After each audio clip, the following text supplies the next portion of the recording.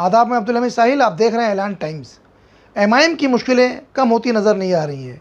पिछले दिनों भिवंडी के जो सदर हैं खालिद गुड्डू, वो कई तरह के उन पर केसेस थे और वो जैसे ही जेल से बाहर आए उन पर एक नया केस लगा दिया गया, यानी बलात्कार का एक युवती ने उन पर इल्ज़ाम लगाया, जिसके चलते उन्हें दोबारा जेल में जाना पड़ा। यही हाल मुमरा कौसा का भी है कि यहाँ पर भी आए दिन ये खबरें आती रहती हैं कि एमआईएम के नेता जो है अपनी पार्टी छोड़कर दूसरी पार्टी ज्वाइन कर रहे हैं। इसी तरह यहाँ के जो मुमरा कौसा के जो अध्यक्ष हैं सैफ पठान, उन्हें भी सियासी रकाबत के चलते हुए शहर बदर किया गया, तड़ी पार किया गया है।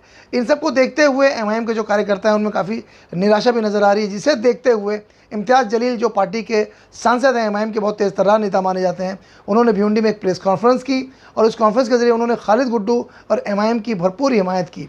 उन्होंने कहा कि उन्होंने किसी पार्टी का नाम लिया बगैर कहा कि कुछ पार्टियां ये चाहती हैं खालिद गुड्डू इलेक्शन तक अंदर ही रहें। याद रहे, हम अपने दर्शकों को बता देना चाहते हैं कि मनपा के जो इलेक्शन है वो बहुत करीब में 4-6 महीना बचा हुआ है। भिवंडी, मुमरा, थाना, मुंबई, यहाँ पर माफ़ कीजिएगा कॉर्पोरेशन के इलेक्शन होने हैं, जिसके तहत ये सारा मामला जारी है। बहरहाल इम्तियाज़ जलील ने आज एक प्रेस कॉन्फ्रेंस के ज़रिए अब जो उनसे जो पत्रकारों ने सवाल किया उसका जवाब देते हुए उन्होंने खालिद गुड्डू की हिमायत भी की है और दूसरी पार्टियों पर नाम लिए बगैर निशाना साधा है। उन्होंने क्या कुछ कहा है अपनी इस प्रेस कॉन्फ्रेंस के ज़रिए से हम आपके सामने पेश कर रहे हैं।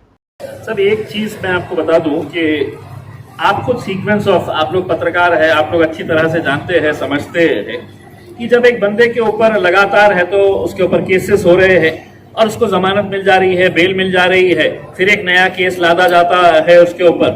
तो ये जो केस हुआ था, ये जो बलात्कार का जो मामला लाया गया है, 2020 का मामला है, बताते हैं 8 महीने तक जब वो अंदर थे तो किसी ने जाके शिकायत नहीं की और अचानक जाके आपने इस तरह के कंप्लेन कर देना, कहीं ना कहीं किसी न किसी को भी ये शक हो सकता है।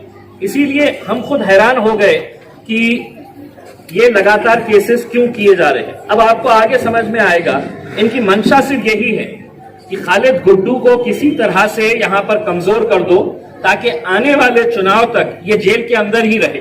तो छोटे मोटे बड़े केसेस जो ला सकते हैं लेके आओ, इनके ऊपर केसेस करते रहो और इनको जेल के अंदर ही रहने दो करके।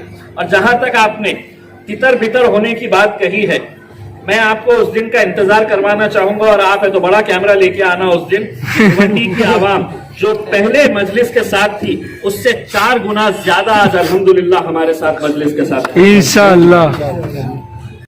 ये किसी ना किसी राजनीतिक दबाव के अंदर, किसी ना किसी के इशारों के ऊपर ये जो लगातार केसेस खालिद गुड्डू के ऊपर लादे जा रहे हैं, अब उसके लिए किसी एक्सपर्ट की जरूरत नहीं है। एक आम आदमी भी समझ सकता है कि एक केस के अंदर बेल होती है, दूसरे केस में बेल होती है, जैसे ही उनका बाहर आने की बात होती है तो एक नया केस उनके ऊपर चढ़ाया जाता है। हमने ये पूरी बातें डीजी साहब के सामने हमने रखी और उनसे हमने यह अनुरोध किया, उनसे रिक्वेस्ट की हमने कि आप एक इम्पार्शियल इन्वेस्टिगेशन करवाए, आप देखें कि कैसे कैसे केसेस उनके ऊपर लगाए गए हैं। उनको ये जानकारी दी गई थी कि खालिद गुड्डू के ऊपर पहले बहुत सारे केसेस थे। हम भी मानते हैं, मैं जब राजनीति के अंदर आया 2014 के अंदर तो एक सादा सा केस भी नहीं था, लेकिन आपके पॉलिटिकल लाइफ के अंदर बहुत सारे केसेस होते हैं। मेरे ऊपर भी आज 8 केसेस हैं। कहीं कोई शराब की दुकान बंद करवाने का केस है, कहीं कोई रास्ते बंद है तो उसके लिए आंदोलन करने का। तो ऐसे राजनीतिक जीवन के अंदर बहुत सारे केसेस होते रहते हैं, लेकिन खालिद गुड्डू को एक विशेष तौर के ऊपर जिस तरह से टारगेट किया जा रहा है। खालिद गुड्डू साहब राष्ट्रवादी कांग्रेस से कई सालों तक जुड़े थे। इलेक्शन के वक्त मजलिस के साथ आए, हम उनके साथ गए। भिवंडी की आवाम ने दिल खोलकर मजलिस का साथ दिया और करीब 44,000 वोट उन्हें पहले ही इलेक्शन में मिले।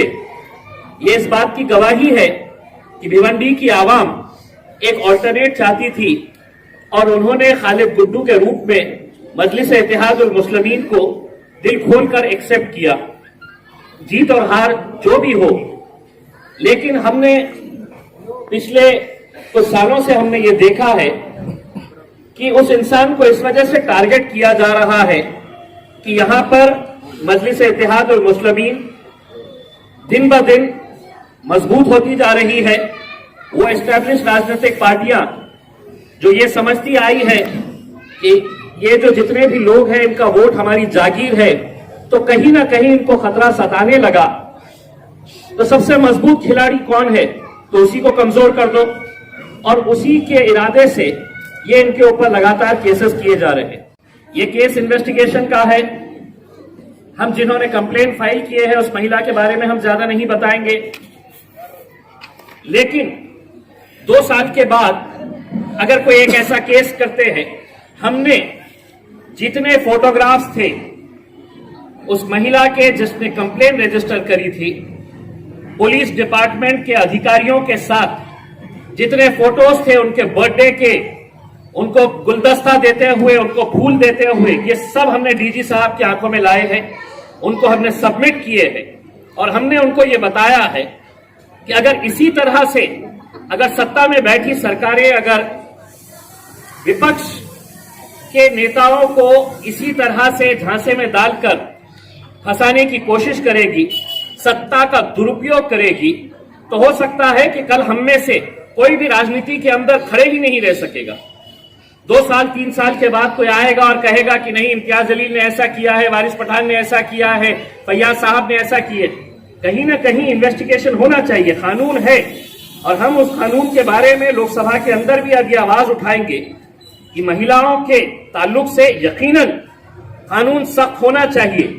लेकिन इसका मतलब ये नहीं है कि कोई महिला पुलिस स्टेशन में जाती है और फौरन इनको अरेस्ट कर लिया जाता है। कुछ ना कुछ तो इन्वेस्टिगेशन करने की जिम्मेदारी पुलिस वालों की होनी चाहिए या नहीं होनी चाहिए।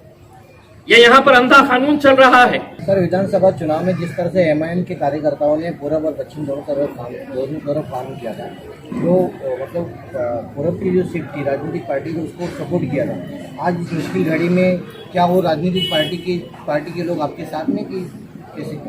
देखिए साहब, वो ईमानदारी से काम किया था उन्होंने। नहीं, ईमानदारी से किए थे, लेकिन हम पहले भी अकेले थे। उनका रोल किया है। पहले भी हम अकेले थे। हमारे साथ अगर कोई आता है तो हम उसका स्वागत करेंगे। लेकिन देखिए, आज अपने आप को इतनी ताकतवर 150 साल पुरानी कांग्रेस पार्टी अकेले लड़ सकती है क्या? नहीं, उसको सहारे की जरूरत है। तो किसका सहारा?